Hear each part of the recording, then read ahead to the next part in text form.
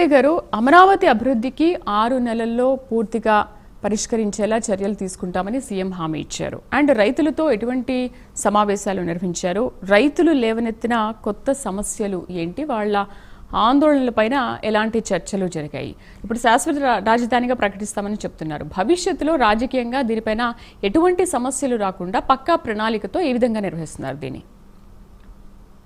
శ్రీదేవి గారు, మీకోసమో లేదంటే వైసీపీ నాయకులు మోహన్ రెడ్డి గారి కోసమో నేను చెప్పటంలా, మనం ఎప్పటికీ అర్థం చేసుకోవాలి. ఎందుకంటే మోహన్ రెడ్డి గారు చెప్పిన మాటలు మేము విన్నాం.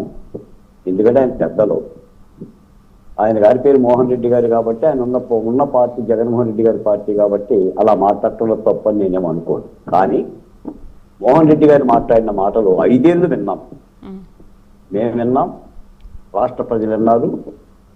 ఒక్కొక్కరికి చెవులమ్మట రక్తం వచ్చేలా ఉన్నాం. 3 రాజధానుల సిద్ధాంతంతోనే జగన్మోహన్ రెడ్డి గారు ఎన్నికలకు వెళ్ళారు. అదే పరిపాలన అన్నారు. ప్రజలు ఏ తీర్పిచ్చారో మీరు చూశారు. మీకు ఒక మాట చెప్తానండి, శాశ్వత రాజధాని, తాత్కాలిక రాజధాని అని ఉండవు మేడం. టెంపరీ రాజధాని, పర్మనెంట్ రాజధాని అని ఉండవు మేడం. ఒకటే రాజధాని, అది అమరావతి. అమరావతి రాజధాని. కాకపోతే ఒక విషయం ఏంటంటే, నిద్రపోయే వాళ్ళని లేపగలం, నిద్ర నటించే వాళ్ళని లేపలేము. అమరావతిని జీర్ణించుకోవాలంటే హృదయంలో ఆంధ్రప్రదేశ్ మీద ప్రేమ ఉండాలి, ప్రజల పట్ల బాధ్యత ఉండాలి. రాజకీయాల మీద ప్రేమ ఉన్నోడికి, రప్పా రాజకీయాలు నేర్చుకోవాలనుకునే వాళ్ళకి అమరావతి ఏమర్థం అవుతుంది చెప్పండి?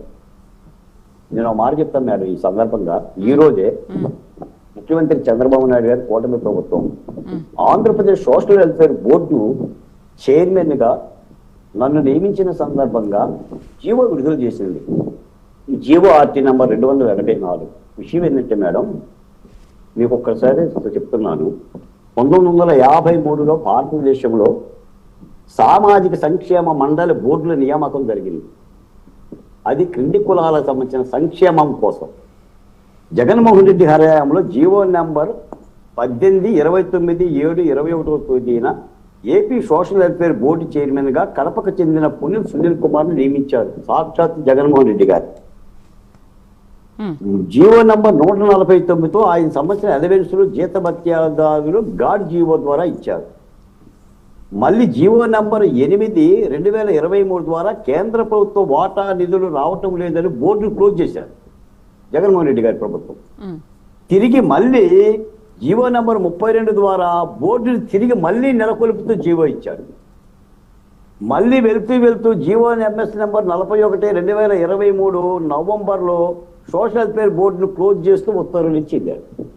ఇలాంటి బోర్డుకి చంద్రబాబు నాయుడు గారు నన్ను చైర్మన్ గా నియమిస్తే గత 100 రోజుల పాటు చంద్రబాబు నాయుడు గారితో, ముఖ్యమంత్రితో వీటి వాస్తవాలన్నీ కూడా పెట్టి వీటి మీద న్యూ కాన్స్టిట్యూషన్ ఏర్పాటు చేసుకొని రేపే 26వ తారీఖున రాజ్యాంగ ముసాయిదా దినోత్సవం ఈ బోర్డును బతికించుకోవాలని ముఖ్యమంత్రి గారి దగ్గరికి 4-5 సార్లు వెళ్ళి విషయం చెప్పి బోర్డుని తిరిగి నెలకొల్పుతూ దీనికి ఒక విధి విధానాలు పెడుతూ జీవో ఇచ్చారు మేడం.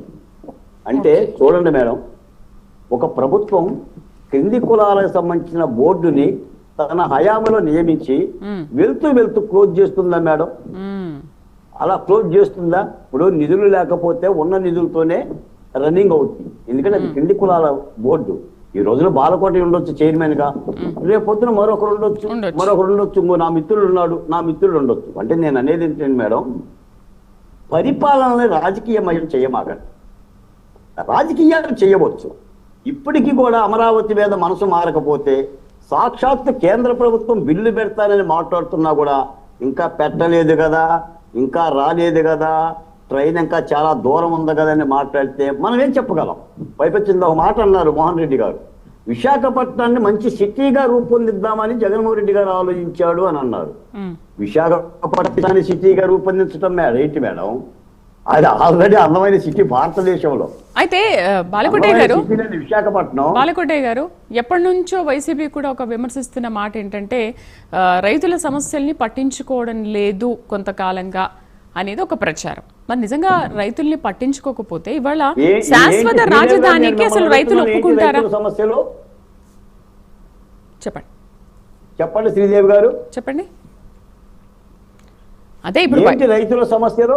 వైసీపీ అదే మాట్లాడింది కదా, అసలు ఎరువుల విషయంలో కానీ వైసీపీ అమరావతి శాశ్వత రైతుల అమరావతి గురించి భూముల తెలుసండి. విషయంలో కానీ ఎటువంటి రైతుల సహాయం మాట- చేయలేదు, మోసం చేసి శ్రీదేవి గారు, తీసుకున్నారు అని.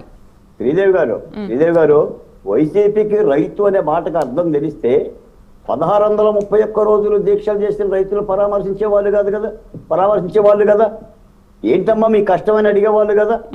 అమ్మ మేము 3 రాజధానులు పెట్టాలనుకుంటున్నామమ్మా, మీకు పెడతామమ్మా అని ఏనాడైనా శిబిరాలను సందర్శించారా? నేను ఒక మాట చెప్తున్నాను మేడం, అమరావతి అనేది ఒక పెద్ద యజ్ఞం. చిన్న చిన్న సమస్యలు ఇప్పుడు వస్తాయి, రేపు వస్తాయి, నిరంతరంగా వస్తూనే ఉంటాయి. భాగ్యనగరం పాత మతకల్లోలతో ఉక్కిరి బిక్కిరైందండి చాలా కాలం. రైట్. అలాంటి మతకల్లోలాలను కూడా చంద్రబాబు నాయుడు గారు అరికట్టారు. సమస్యలు వస్తే సమస్యలు పరిష్కరించుకుంటాం. మాకున్న రాజధాని సమస్యలు రైతుల ప్లాట్లకు సంబంధించి చాలా చిన్న చిత్తగా సమస్యలు. ప్రభుత్వం ఒక కమిటీని వేసింది, ఇదే పెమ్మసాని మంత్రి గారిని నియమించింది, పరిష్కారం అవుతుంది. ఓకే ఓకే బాలకోటే గారు, అలాగే 2019 నుంచి అమరావతి కాదా ఇంకా 3 రాజధానుల గురించి మాట్లాడతారనేది అది పెద్ద సమస్య. వాటి గురించి బాలకోటే గారు ఇంకొక క్వశ్చన్ ఏంటంటే, ఇప్పటికైనా చెప్పండి మేడం. 2019 నుంచి 24 మధ్య కాలంలో అమరావతి రైతులు కానీ జేఏసీ నాయకుల పైన కానీ కేసులు ఇప్పటికీ అలాగే ఉన్నాయి అని అంటున్నారు. వీలైనంత త్వరగా వాటిని పరిష్కరించాలని. అవన్నీ పరిష్కారం అయ్యాయా? కేసులన్నీ తొలగిపోయాయా? ఇంకా అలాగే ఉన్నాయా? మాకు వచ్చిన ఇబ్బంది ఏంటంటే జగన్మోహన్ రెడ్డి గారు తుని కేసులే ఒక కలంపూర్తో రద్దు చేసింది. జగన్మోహన్ రెడ్డి గారు విశ్వరూప ఇంటి మీద దాడి చేసిన కేసులో ఒక కలంపూర్తో రద్దు చేసింది. కానీ ఈ ప్రభుత్వం న్యాయపరంగా ఆయా కేసులను విశ్లేషించి చట్టపరంగానే ఒక్కొక్క దాన్ని పరిష్కరించే ప్రయత్నం చేస్తుంది. నిజానికి మీరన్నట్టుగా మా మీద పెట్టిన కేసులు ప్రభుత్వం ఎత్తివేయమని మేము అడుగుతూనే ఉన్నాం. ఇంకా ఎత్తివేయాల. చాలా మంది మహిళలు కోర్టులకు వెళ్తున్నారు, చాలా మంది రైతులు ఇంకా కోర్టులకు వెళ్తున్నారు. దానికి ఇప్పుడు మోహన్ రెడ్డి గారు చెప్పాలి, ఇంతమంది రైతులు కోర్టుల పాలు చేసినా కూటమి ప్రభుత్వం అమరావతికి కట్టుబడి ఉన్నా కూడా ఇంకా మేము అడుగుతూనే ఉన్నాం. ఆ సమస్యల పరిష్కారం చేయాల్సిన బాధ్యత ఉంది. ఆ ప్రక్రియ జరుగుతుంది. ఎందుకంటే అదంతా కూడా ఒక న్యాయ ప్రక్రియ అంటున్నారు. దానికి ఏదో జీవోలు కావాలంటున్నారు. వాళ్ళు 307 కేసులు పెట్టారు, 306 కేసులు పెట్టారు. చిన్న చిత్కా కేసులు కాదు. ఆ ప్రక్రియ అంతా జరుగుతుంది. ఏదేమైనా నాకు తెలిసి అమరావతి రైతు కంట కన్నీరు వలకదు. చంద్రబాబు నాయుడు గారి కానీ, కూటమి ప్రభుత్వం కానీ, పవన్ కళ్యాణ్ గారు కానీ త్రికరణ శుద్ధిగా రాజధాని అమరావతికి కట్టుబడి ఉన్నారు. అసలు నాయకులు కట్టుబడి ఉండటం ఏంటంటే, ఆంధ్రప్రదేశ్ లో 5.5 కోట్ల మంది జై అమరావతి అని ఓట్లు వేశారు. గుండె బిగబట్టుకొని అమరావతిని కాపాడుకున్నారు. ఇంకా అమరావతికి ఎవరంటే అమరావతికి అడ్డొస్తే అడ్డంగా దొక్కుకుంటూ పోవడమే. విజయ్ గారు, అమరావతి అభివృద్ధికి 6 నెలల్లో పూర్తిగా పరిష్కారాలు చేసేలా